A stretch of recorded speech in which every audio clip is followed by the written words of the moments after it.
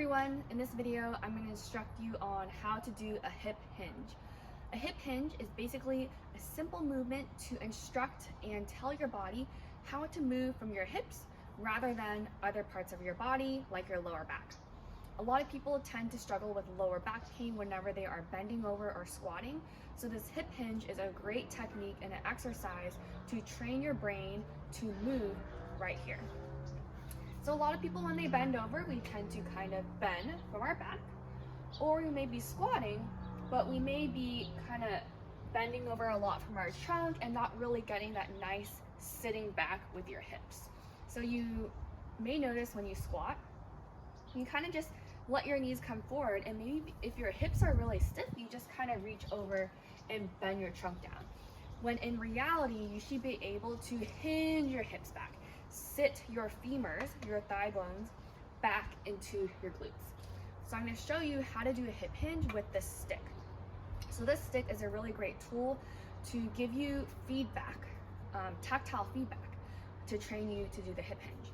So you're going to grab a stick. It can be a broomstick, a Swiffer stick, any type of stick, and you are going to place this along your spine.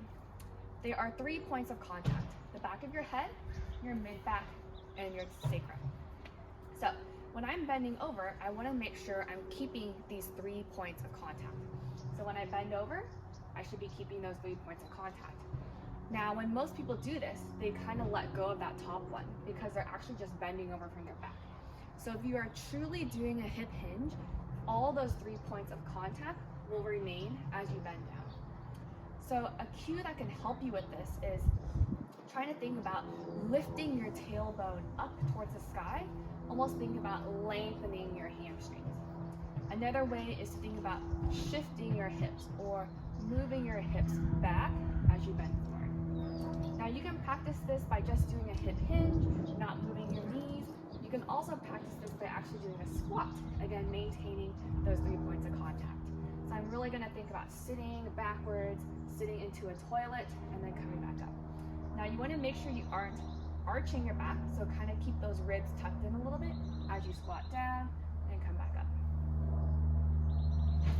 So why don't you give that a try? Again, it's actually a really challenging exercise if you tend to be more kyphotic, like you tend to have more of a hunch in your upper body, but it's a really great exercise to train yourself to bend over and squat more optimally.